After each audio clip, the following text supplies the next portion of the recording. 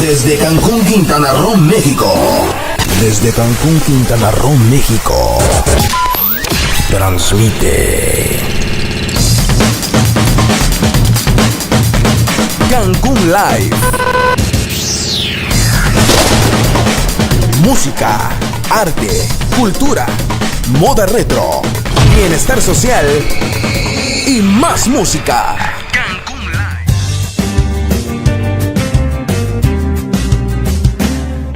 Red Positiva es una organización de la sociedad civil que lucha por los derechos humanos, principalmente los derechos sexuales y reproductivos, con más de 10 años en experiencia en Cancún.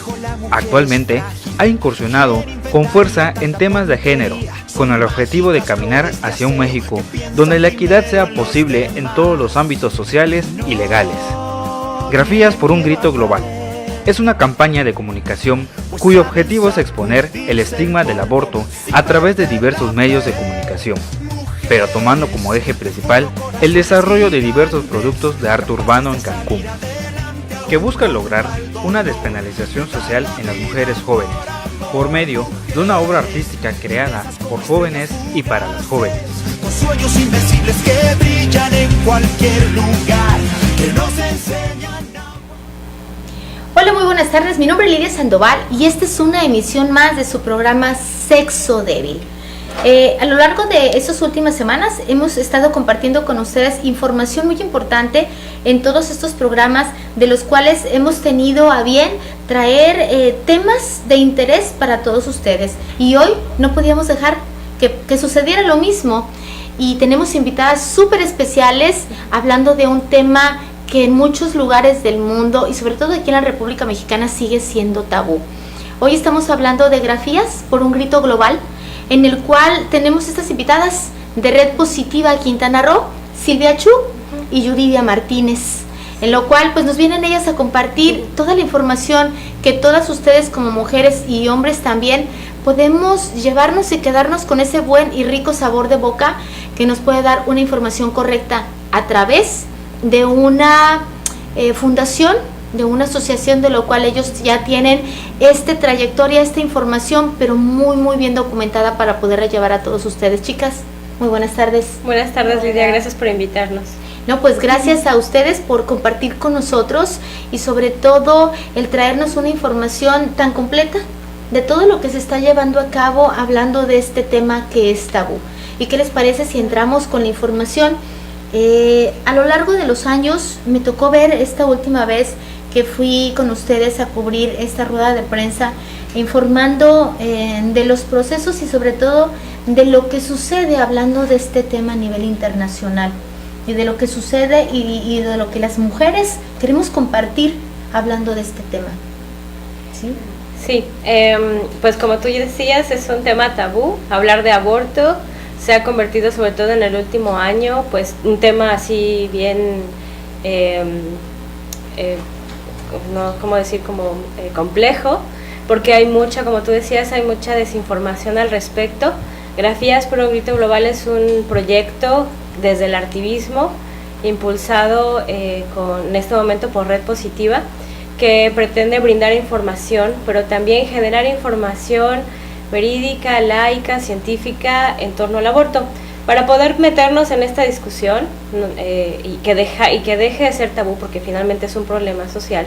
Tenemos que tener argumentos pues válidos, ¿no? O sea, claros, verídicos. Si no, se puede volver pues un laberinto, ¿no? No llegar a nada. Y en ese proceso de no llegar a nada, lo que sucede es que las mujeres mueren, ¿no? A través de un aborto inseguro y clandestino. Y bien decías que en la conferencia de prensa dimos a conocer, la conferencia de prensa fue a finales del año pasado, y presentamos en qué consiste esto de Grafías por un grito global. Es el trabajo con 5 artistas locales, 5 muralistas, mujeres, que retoman la información de un estudio que nosotros hicimos sobre identificar el estigma, qué es lo que piensa la gente en torno al aborto, y ver qué es real y qué no lo es, ¿no? Para justo romper los mitos, ¿no? Grafías por un grito global se llama así porque, bueno, grafías tiene que ver con esta parte del dibujo, del arte. Por un grito global es porque el hashtag grito global se ha utilizado para hablar de la necesidad de el aborto legal y seguro en todo el mundo. Entonces ustedes lo buscan y aparece toda la información en torno a los movimientos a nivel mundial, pues a favor de la despenalización del aborto, ¿no? Y pues lo que ustedes pueden ver aquí son el trabajo que es de las artistas. Los murales están sobre la avenida Bonampak con Chichén, y cada uno de ellos retoma un mito para intentar justo romperlo, ¿no? Es decir, brindar información verídica y laica, ¿no? Fíjate que dijiste algo que suena muy interesante, porque estos murales los pintan las mismas mujeres. Claro. Esto de lo que tú me hablabas, que está en Avenida Bonampak, señores, a mí me tocó pasar y verlos, y realmente te dejan un mensaje, pero te dejan pensando. Voy a hablar de algo que puede ser muy doloroso para muchas personas, para muchas mujeres, al igual lo es para mí. Para mí el aborto, fíjense, es curioso cómo se puede ver de diferentes puntos de vista, dependiendo de la perspectiva de cada persona y de lo que cada quien haya vivido. Dicen que cada quien cuenta como le va en la feria. Así es. Yo hace algunos años perdí uno de mis hijos, pero mi hijo venía con síndrome Down. Entonces el médico le dice al padre de mis hijos, o ella o el bebé. Y yo ya sabía que mi hijo venía con una malformación, porque aparte del síndrome Down venía con una malformación genética, porque yo traía gemelos. Entonces uno lo aborté sin darme cuenta, y el otro, en vez de salir, se fue al riñón izquierdo. Entonces fue un embarazo de alto riesgo, pero yo no sabía que estaba embarazada. Curiosamente, cuando me llevan a urgencias al médico, me dicen que estaba embarazada y yo ya tenía 8 meses de embarazo. Wow. Mi estómago crecía, pero yo creía que era como había una menstruación normal. Yo creía que esto era nervios, estrés, el estar de alguna manera aprendiendo a ser mamá, porque ya tenía 2 niños, pero mis 2 niños estaban pequeños. Entonces yo creía que eran diferentes circunstancias, menos el que estuviera embarazada. Cuando llego yo al hospital y me hacen el examen y me dicen que estoy embarazada, fue algo tan curioso, porque yo sentía a mi bebé en mi parte baja de mi vientre, y era algo muy extraño, porque era como un grito de decir, quiero vivir. Quiero vivir, y yo creo que eso es algo que yo como mamá no entiendo por qué se debe de efectuar un aborto. Pero sin embargo, creo que también la mujer tiene derecho de decidir con su cuerpo qué es lo que quiere hacer. Claro. Y desde ahí yo creo que yo estoy en una disyuntiva como madre, del decir, yo sí quiero, o sea, yo sí voy con la ley, con la ley del derecho a la vida, pero también estoy a favor de que la mujer decida qué hacer con su cuerpo, y si no es el mejor momento para tener un hijo, o muchas veces son violaciones, ¿sí? Claro. Y las obligan a tener un hijo, y tristemente nosotros no sabemos la genética de esa persona que nos violó. Claro. Y cómo va a crecer nuestro hijo, y más sabiendo que en automático ya hay un rechazo desde el vientre. Claro, por supuesto. Entonces, ustedes como mujeres, al estar a favor del aborto, ¿qué sienten? O sea, ¿cuál es el mensaje que como mujeres le pueden dar a las demás chicas que también dicen, bueno, vulgarmente hablando, cuántas personas dicen, ¿y por qué vas a perder al bebé? Tú abriste las patas, ese es tu problema. ¿Por qué no te cuidaste? Bueno, ¿me dejas contestar? Sí, claro. Primero, te agradezco mucho que nos cuentes algo tan personal, sí, y tan complicado que debe de ser. A veces es difícil ponerse en los zapatos de otras personas o de otras mujeres, y ver lo complejo que Así puede es. ser algo como un aborto terapéutico. Lo que tú tuviste fue un aborto terapéutico para poder salvar tu vida. Sí. Es justamente por eso que es importante la habilitación de las causales. Cuando existen diferentes condiciones, por ejemplo aquí en Quintana Roo, existen 4 causales. Una es la que tú comentas, el de malformaciones congénitas que son que inhabilitan a la vida, es decir, que no permitirían nacer o que nacerían con muy pocas probabilidades, o que pone en riesgo a la vida de la mujer, y por supuesto el tema de la violación y el aborto espontáneo. Justamente te digo, agradezco mucho que me compartas esto porque nos hace ver el aborto como lo que es, como un hecho reproductivo. Así es. No es un problema en el sentido de una equivocación es un hecho reproductivo sumamente común y muchas mujeres pasan por ello. Justamente una de las cosas que evidencia nuestro trabajo, nuestro estudio aquí en Grafías, es que seguramente ustedes, nosotros, conocemos a una o más mujeres que han tenido un aborto en una condición como la que nos comenta Lidia, o en otra, como una violación, como no poder llevarlo a término debido a que no compagina con el proyecto de vida. Y algo muy importante también es que en esto de ponernos en los zapatos, lo que tú decías, cada quien cómo le va en la feria, y quién es mejor para decidir que uno mismo sabiendo cómo le va en la feria, ¿no? Algo importante de la consigna del aborto legal en América Latina y por supuesto ahora en la discusión de la legalización en México es que al habilitar el aborto legal no es obligar a las personas o a las mujeres a tener un aborto. Eso finalmente justamente es decisión de cada persona, de cada mujer, y es quien decide si esto es lo que necesita, ¿no? Para continuar viviendo y seguir con su familia, para continuar con su proyecto de vida. En el caso de la violación es bien interesante que lo menciones, porque justamente somos uno de los estados con mayores violaciones a nivel nacional, y lo somos desde hace más de una década, y seguimos sin poder resolver el tema de las violaciones y de los embarazos derivados de esas violaciones.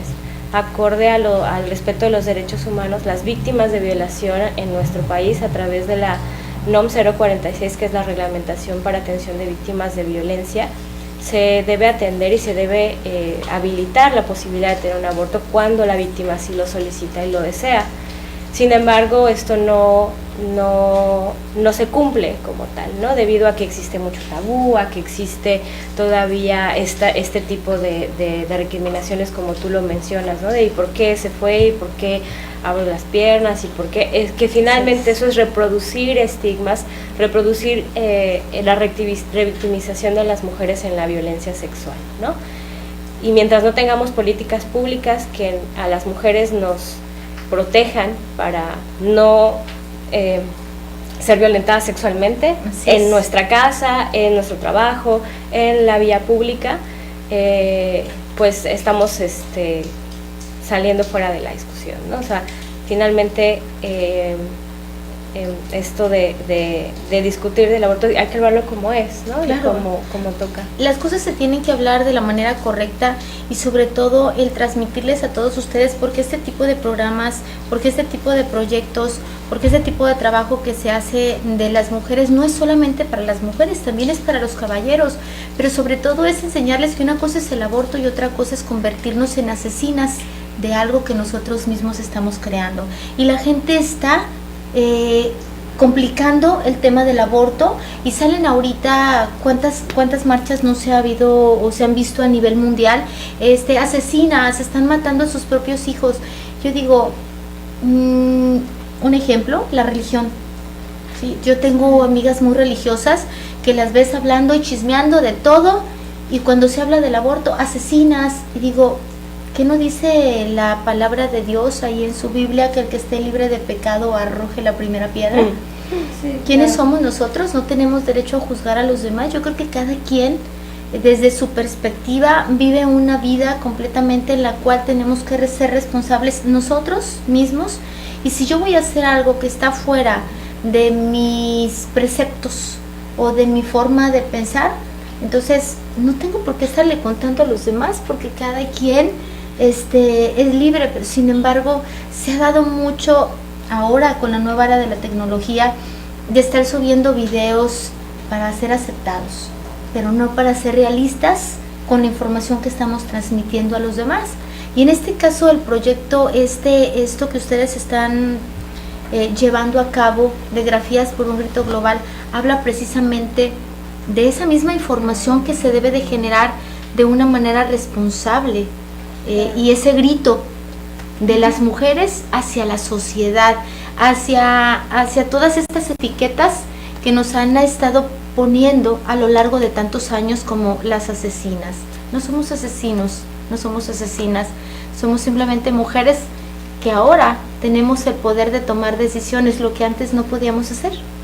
Sí, por supuesto. Digo, también hay que tomar en cuenta que todas esas opiniones y todas estas palabras y estos adjetivos que se le ponen a las mujeres se hacen justamente desde preceptos morales que no están basados en cuestiones científicas, ¿no? O sea, uno no puede ser asesino de algo que todavía no tiene conciencia, que todavía ni siquiera todavía ni siquiera siente. Realmente todas las leyes que se están haciendo en cuestión del aborto o a favor del aborto van en cuestión de un tiempo donde todavía el embrión ni siquiera tiene formado el sistema nervioso, donde el sistema nervioso ni siquiera está conectado a la parte del cerebro. Entonces realmente el embrión no siente, realmente el embrión no tiene ni siquiera la capacidad de tener dolor, porque el dolor se forma a partir del sistema nervioso, ¿no? Entonces estas cuestiones que las personas religiosas o las personas morales divulgan simplemente de una manera equivocada para crear todos estos sentimientos de culpabilidad en las mujeres, y que las mujeres puedan tomar decisiones a partir de una culpabilidad, se me hace como sumamente antiético y antimoral, ¿no? Entonces, ¿cómo puede una persona pedir que sean morales y que sean éticos divulgando información que no es verídica y pidiendo que las mujeres tomen decisiones a partir de la culpabilidad? O sea, eso Dios y eso la religión jamás lo ha predicado, ¿no? Fíjate que es importante todo esto que nos comentas, porque hay cosas que la ciudadanía debe de estar informados. Pero ¿qué les parece si nos vamos a una pausa comercial y regresamos para continuar hablando de este tema este día en Sexo Débil? Regresamos, no le cambie.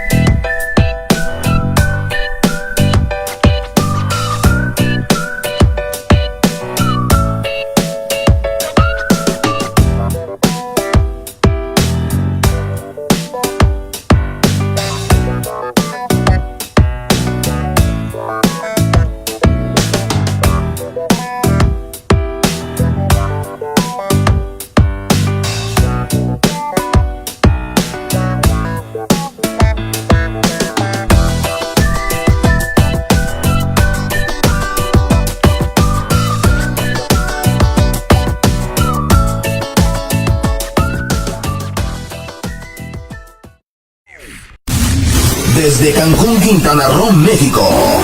Desde Cancún, Quintana Roo, México.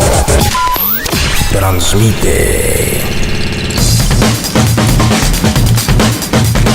Cancún Live. Música, arte, cultura, moda retro, bienestar social y más música. Pues ya regresamos aquí a su programa Sexo Débil, y como comentábamos al inicio del programa, este es un día especial, una entrevista diferente de lo cual ustedes han estado compartiendo en las últimas semanas con nosotros, ya que estamos hablando del tema del aborto, un tema tabú, un tema de lo que durante las últimas décadas, no decir meses, años, sino décadas, hemos estado siendo atacadas las mujeres por el derecho a reclamar nuestra propia decisión de qué hacer con nuestra vida y de qué hacer con lo que creemos que nos corresponde, y ni siquiera para dañar a terceros, a segundos, sino para ser nosotras y ser auténticas, que creo que es lo más importante del ser humano, ser tú, ser auténtico, creer en lo que quieras creer, ser lo que quieras ser. Y si no estás preparado para dar vida, para tener un hijo, y decides no tenerlo, ¿quiénes somos los demás para decirles a las mujeres, tienes que hacer esto, tienes que hacer lo otro? Bien lo decías antes de irnos a la pausa comercial. ¿Por qué decirles a las personas lo que tenemos que hacer, cómo lo debemos de hacer? Si a lo mejor ese niño va a venir a sufrir, esa criatura va a sufrir, ya sea por un hecho de violación, ya sea por un hecho de un embarazo no deseado. ¿Cuántas veces esos niños, al no ser deseados, pero tiene que nacer porque la sociedad te lo impone? Entonces ese niño viene a sufrir, viene a matar, viene a violar, viene a robar. ¿Por qué? Porque no tuvo amor desde el vientre de la madre. Hay dos cosas que quisiera retomar de lo que justo acabas de decir. La primera, que decías antes de salir a corte, decías que tú estabas como en contra del aborto. Sí. Y algo importante es definir qué es estar a favor del aborto. Estar a favor del aborto no quiere decir que yo deseo que todas las mujeres aborten y que ya no siga habiendo más embarazos. Estar a favor del aborto implica comprender que cada mujer tiene el derecho de decidir en su proyecto de vida cuándo maternar. Y algo importante de la maternidad es que ésta sea deseada. Nos educan desde muy jóvenes, desde muy pequeñas, que la maternidad es algo que viene como impuesto y obligatorio, impuesto, innato, como que en algún momento nos vamos a que lo necesitamos, ¿no? Que es parte como necesario para ser unas personas completas, en el caso de las mujeres, ¿no? Sin embargo, el instinto maternal, que en realidad es un mito, en realidad no tiene una base, ¿no?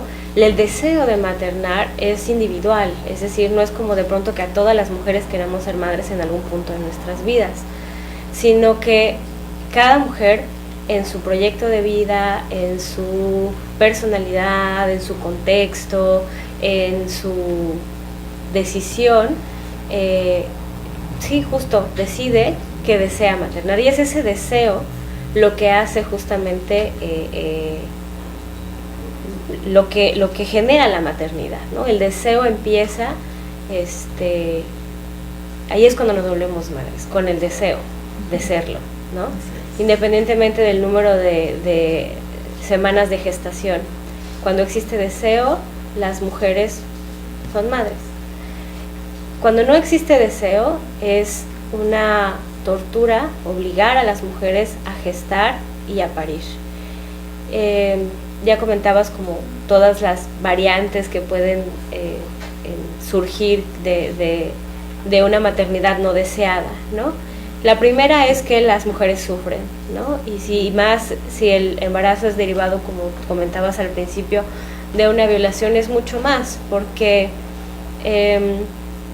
muchas veces la violencia sexual, por ejemplo, en nuestro estado, la violencia sexual está sobre todo en personas muy jóvenes, en mujeres y niñas muy jóvenes, ¿no? Menores de edad que son agredidas en su propia entorno familiar por un amigo, un tío, un primo, y que muchas veces son víctimas de violencia reiterada, ¿no? Es decir, de violación reiterada, desde que son muy pequeñas, y se descubre hasta que se presenta el embarazo. Pero no es una vez, sino lleva 2 años, 1 año siendo violentada sexualmente por el agresor, ¿no?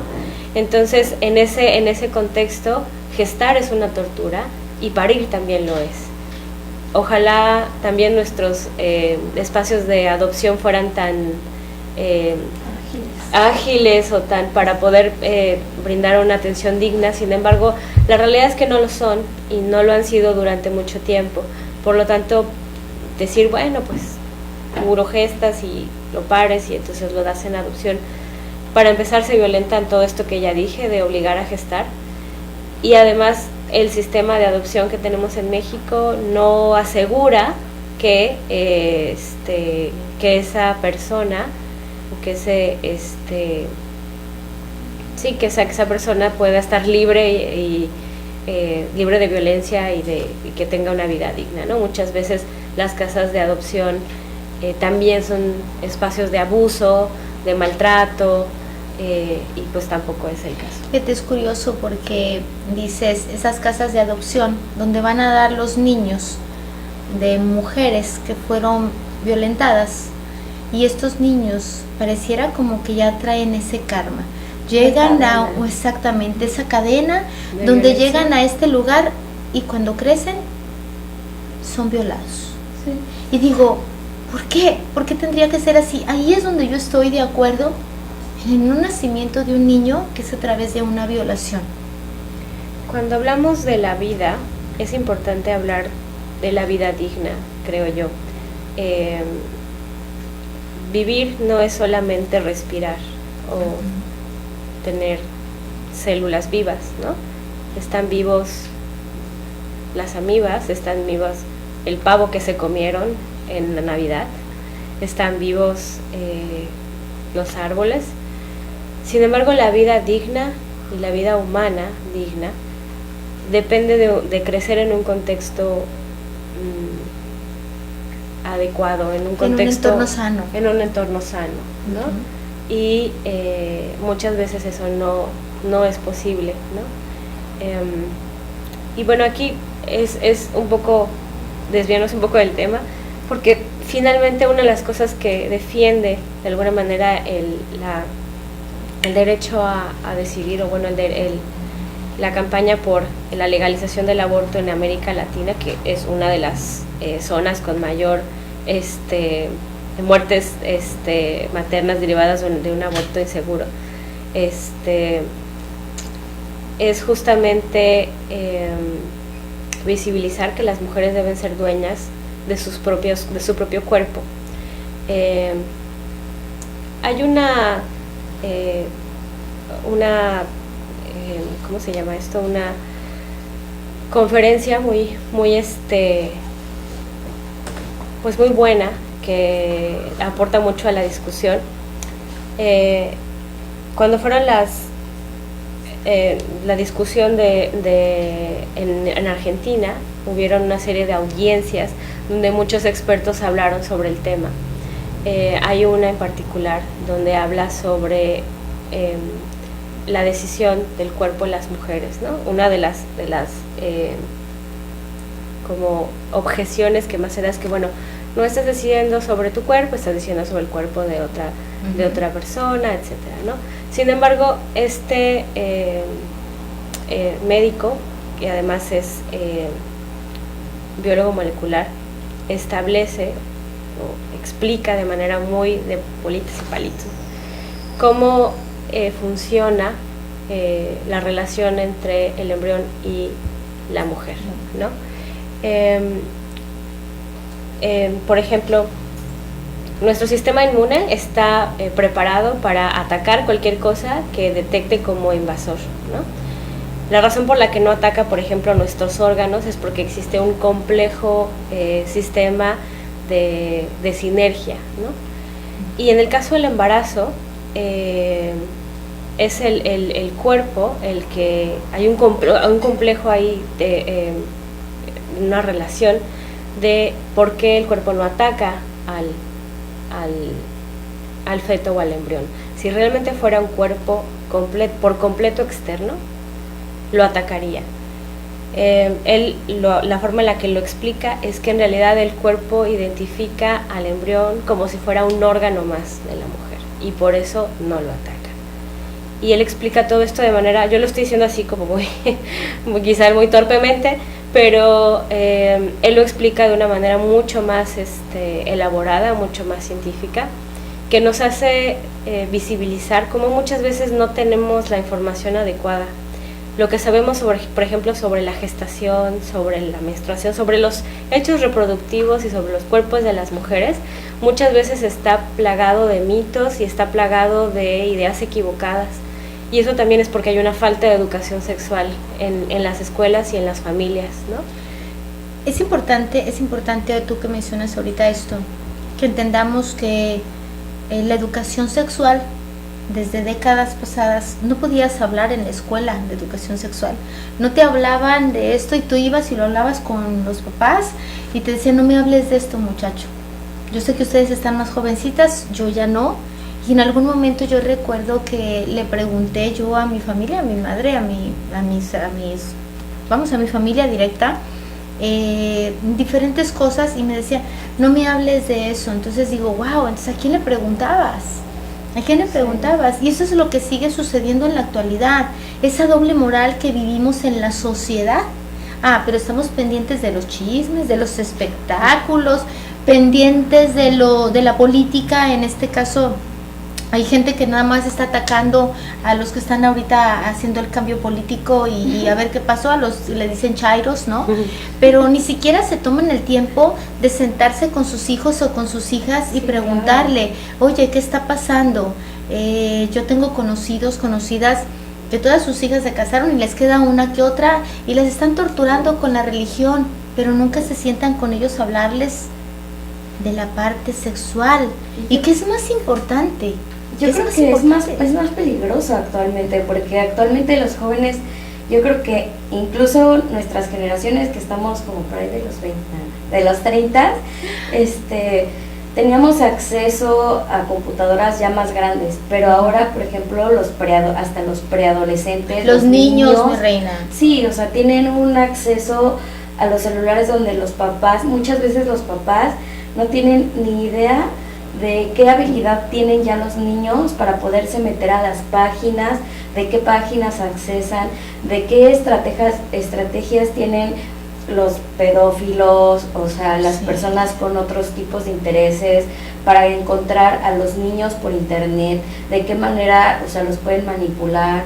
Entonces es mucho más preocupante actualmente no sentarte con tus hijos a hablar los temas, porque algo que los padres de familia no han terminado de entender es que el hecho de que tú no hables con tus hijos de sexo no va a evitar que ellos tengan relaciones sexuales. O sea, si tú hablas o no hablas, eso va a suceder. O sea, los padres de familia, los maestros y los adultos tienen que entender que la vida sexual ahorita de las personas está comenzando alrededor de los 12, 13 años, más o menos. Y ya muy activos. Sí, por supuesto. Muy activos. Y si los papás o los padres de familia no hablan con ellos, o sea, los riesgos de tener embarazos adolescentes a los niveles que los estamos teniendo en México, por ejemplo, que Silvia puede ahorita dar unas cifras que de verdad son escalofriantes, o sea, van a seguir incrementando de manera que no se va a parar, ¿no? Y con eso va a seguir incrementando el tema del embarazo adolescente, ¿no? Y entonces recurrimos otra vez a esta cadena que tú mencionas, ¿no? O sea, ¿qué calidad de vida va a tener una persona que viene a vivir con una mamá de 13 o de 14 años? Un niño criando otro niño. Exactamente. ¿Sí? El tema de la educación integral de la sexualidad es un parteaguas, porque no es suficiente venir y hablar de para qué sirve tus ovarios, o tú tienes ovarios, tú tienes vagina, tú tienes pene. O sea, no es suficiente la parte anatómica. La educación integral de la sexualidad vincula muchas otras dimensiones, como el tema del consentimiento, del autocuidado, del respeto, de la higiene, pero también de las emociones, de la vinculación afectiva, de cómo tener relaciones sanas y no violentas, que es una dimensión, porque finalmente la sexualidad no es algo que tenemos guardado en el cajón, es algo que nos atraviesa, es una dimensión humana, y no darle el cuidado debido nos ha llevado a tener un montón de problemas en torno a salud reproductiva. Digo, el embarazo adolescente es muy obvio en este momento. México es uno de los, en América Latina sigue siendo, bueno, en el grupo de la OCDE, sigue siendo el país con mayor número de embarazos adolescentes, pero no solo eso, sigue siendo uno de los países con mayor violencia sexual en niños. Y entonces hay una relación estrecha entre violencia sexual y embarazo adolescente. Si además a eso le sumamos que no tenemos educación integral de la sexualidad, que tampoco tenemos suficiente abastecimiento de métodos anticonceptivos, hay un problema muy gordo ahí. Y cuando hablo de no tener métodos anticonceptivos, muchas veces nos damos con la finta de, pues sí, ahí están los métodos, tanto método que hay ahora, que se cuiden, pero ya les quiero contar cómo es que les va a los adolescentes o a los niños cuando van a la farmacia o a algún centro de salud a querer pedir un método anticonceptivo o querer decirle a sus familias, oye, quiero un condón. Es ahí donde entra la comunicación, de hablar de sexo con los hijos. Yo es muy curioso, yo tengo 4 hijos, 3 varones, una niña, ya todos casados. Yo recuerdo en algún momento que mi hijo, el mayor, traía unos condones en su cartera. Entonces le pregunto yo, si los vas a traer de adorno, mejor déjalos en casa. Pero si los vas a usar, ven, te voy a decir cómo se deben de usar. Entonces sobre una banana, yo le expliqué cómo usarlo. Hablé con mi hija y le dije cómo se lo podía usar su compañero si así lo decidiera. Para mucha gente de doble moral fue juzgarme y señalarme y etiquetarme como que estaba enseñando a mis hijos a que tuvieran sexo desde temprana edad. Sin embargo, yo pensaba lo mismo, tarde que temprano lo van a hacer, esté yo o no esté. Tarde que temprano tienen que vivir estas emociones porque yo las viví, porque las vivió su padre, porque las vivió toda mi familia, porque las vivimos todos. Entonces, ¿por qué no enseñarles tú a tus hijos de una manera educativa y responsable, sin necesidad de que vayan a la calle a buscar información donde les van a decir las cosas de una manera o trágica o lastimosa o valiéndoles el daño que te pueda hacer el darte una información transgiversada? Algo muy importante es que cuando, por ejemplo, algunos grupos conservadores han dicho, bueno, no hagamos educación integral de la sexualidad en las escuelas, déjenos seguir trabajando esto en casa.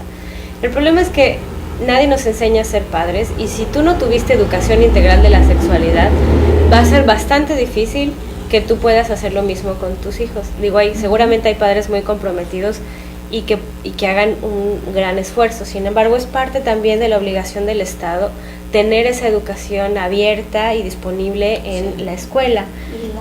Y laica. Creo que al recibir también parte de, digo, hay muchos padres, que a lo mejor fue tu caso, que son muy abiertos y que pueden hacerlo de esta manera, así de ven, te voy a enseñar esto, así, ¿no? Pero hay otros, y yo lo digo porque yo también crecí en un hogar que era sumamente cristiano, y la educación no es así, ¿no? La educación es, bueno, aquí está el método anticonceptivo, aquí se puede usar así, pero si tú lo usas antes de que te cases y tienes relaciones así, te vas a ir al infierno, y entonces tú creces con una idea con miedo súper errónea de, híjole, voy a tener sexo y entonces el día que tenga sexo voy a ser la peor persona del mundo y si me llego a morir me voy a ir al infierno, y entonces o tengo el sexo y decido irme al infierno, o, ¿sabes? Entonces esa educación sexual que te dan en la casa va acompañado de un montón de cosas que a lo mejor no son las más correctas, ¿no? Por eso es muy peligroso que solamente dejen la educación en casa. Y creo que también es privar la libertad de decisión y de educación de la formación de un ser humano. O sea, claro, no creo que sea justo. No, y fíjate que es primordial que en las escuelas, en los libros de primaria, se hable, se siga hablando de esto, porque ya se quitó esa información. Sí. O sea, tenemos que continuar las personas que realmente queremos un mundo mejor, tenemos que continuar insistiendo que esta información se siga compartiendo. Aunque tengamos esa doble moral de la religión, creo que una cosa es ser religioso, y perdón señores, y otra cosa es ser ignorante. Sí. La ignorancia no tiene nada que ver con creer en la religión, con creer en una deidad de la religión que ustedes quieran ser, pero creo que es muy importante el hecho de darle la libertad de elección a las personas que amamos, porque al fin y al cabo cuando nosotros las traemos al mundo, las traemos para que vivan una vida. Nosotros ya tenemos la propia, y cada ser de los que están en esta faz de la tierra tienen el sentido de vivir la vida de la mejor manera posible, sin que nosotros les cortemos esa libertad de ser auténticos, pero sobre todo de vivir a plenitud. Por eso es muy importante, creo que eso es algo muy importante de la campaña. Nosotros al crear esta campaña fue trabajar directamente la despenalización social en este tema, o sea, dejar y poder trabajar directamente, que fue como un pasito antes de crear esta campaña, que nosotros fuimos a diferentes universidades y creamos esta actividad que era el tendedero. Entonces, en una estructura que literalmente era un tendedero así grande, hicimos 4 preguntas a los universitarios para saber cuál era su posición, ¿no? ¿Qué sabían? ¿Qué sabían acerca del aborto, no? Y las respuestas de verdad que encontramos de repente eran sumamente fuertes, eran sumamente agresivas, ¿no? Y ahí nos dábamos cuenta de qué tan arraigado todavía como sociedad mexicana tenemos estos valores de que todo, por ejemplo, cae en la mujer. O sea, sí, o sea, como decías, ¿por qué abriste las piernas y no te cuidaste? Bueno, o sea, sí, yo abrí las piernas, ¿no? Pero, o sea, de verdad, el semen no me cayó del cielo, ¿no? Claro. O sea, tú también pudiste haber utilizado un condón y haber tomado la decisión, porque a final de cuentas, si me embarazo, pues el hijo no es del Espíritu Santo, perdóname, ¿no? Y muchos de esos hombres que dicen, no, pues es que es tu problema, no, papá, el problema es de los dos, no es solo mío, pero muchos de ellos se lavan las manos y dicen, es tuyo. Sí. Y entonces es ahí donde, fíjate que es tan complejo el tema. Yo creo que para este tema tenemos mucha tela de dónde cortar, sí. Nos faltaría tiempo para hablar de esto. Sin embargo, algo que creo que es básico, elemental, primordial, es la familia en general. Tristemente, vivimos en una etapa, hablando de esa doble moral, donde las familias nucleares, las familias integrales son muy pocas. Se está dando ahorita ese fenómeno social del divorcio, de que yo por aquí, yo por allá, y dejamos a los hijos solos. Porque estamos, bueno, ya te di la vida, ahora yo voy a hacer la mía, ya no estoy con tu papá, ya no estoy con tu mamá, y cada quien empieza a generar su propia existencia, viendo su vida desde diferente perspectiva, y se olvidan de los hijos.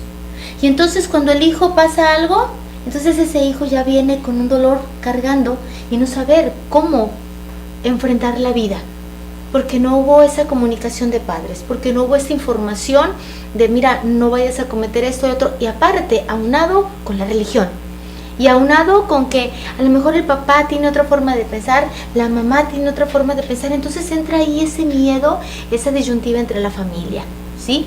Nos vamos a ir a otra pausa comercial, musical, y hablando de este tema tan interesante el día de hoy aquí en Sexo Débil, de Grafías por un Grito Global. Regresamos.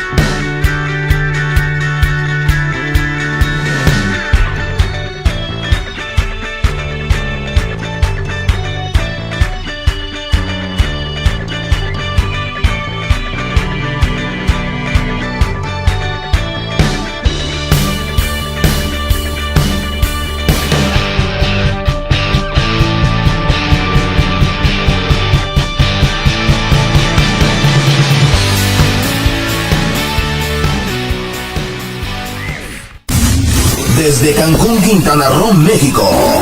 Desde Cancún, Quintana Roo, México. Transmite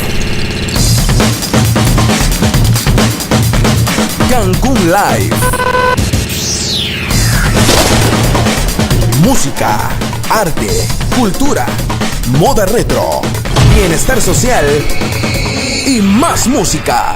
Cancún Live. Pues ya regresamos aquí a su programa Sexo Débil y hoy ha sido una hora de transmisión prácticamente con muchos sentimientos encontrados, porque lo decíamos ahorita antes de entrar al aire y me lo comentaba Yuri, que es válido estar a favor y es válido estar en contra del aborto, porque creo que la decisión de estar en contra es propia y la decisión de estar a favor es plural, es pensando en las demás personas, y aquí no es donde radica una doble moral, radica un respeto por lo que cada quien decida hacer con su cuerpo y con su vida. Exactamente, nosotros por ejemplo lo que estamos peleando, o bueno, por lo que estamos luchando, y que es un tema que a nosotras como activistas nos apasiona muchísimo, es justo esto, ¿no? Que que aprendamos a respetar y a no juzgar a las mujeres que tomen la decisión.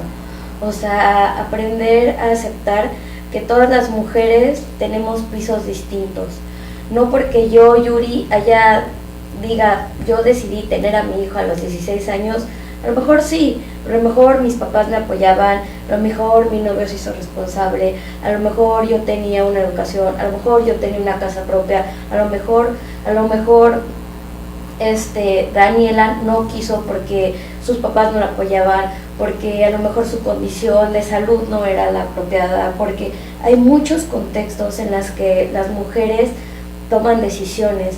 Entonces uno nunca puede estar, por más que conozca a una persona, uno jamás va a poder estar en el contexto total de la persona. Entonces necesitamos aprender como sociedad y como mujeres a ser solidarias en primer lugar entre nosotras, ¿no?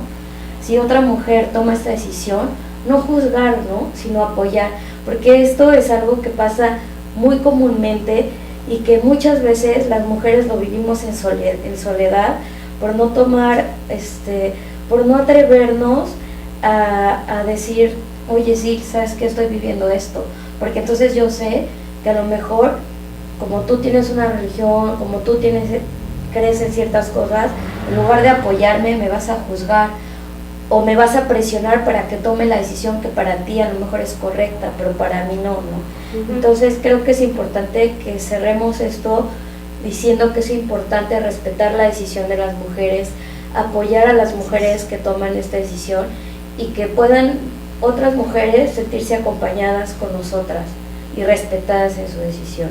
Esa es una. Y la otra, separar las cosas. De manera personal podemos no estar a favor, pero hay que saber que el Estado tiene la obligación de ser un Estado laico y de dar la libertad legalmente para que todas las mujeres podamos tomar la decisión. Si yo, Yuri, no estoy a favor, ok, no lo hago, pero tengo que aprender a respetar y a exigir que el Estado pueda dar el piso para que todas las mujeres tengamos la libertad de decidir lo que es mejor para nosotros y para nuestra vida. Así es. Justo les trajimos estas postales, también las pueden ver ahí. En nuestra página, que es Grafías por un Grito Global, y nuestra página de Facebook, vienen no solamente los murales, sino justamente la información de lo que hemos estado discutiendo, ¿no? Esta, por ejemplo, es de una artista que es Elena Kaltz, y Elena habla en su mural sobre qué pasa después de que una mujer aborta, ¿no? Pero los demás murales hablan de otras cosas, sobre por qué, por ejemplo, las mujeres abortan, ¿no? Que ya hablamos como de todos estos mitos de por qué se dan los abortos, etcétera, ¿no? Entonces nos invitamos a que se den una vuelta por la página, que compartan esta transmisión y que sigamos haciéndonos preguntas en una base de respeto y no de juzgar a las mujeres. Pues este tema nos da para muchísimo tiempo.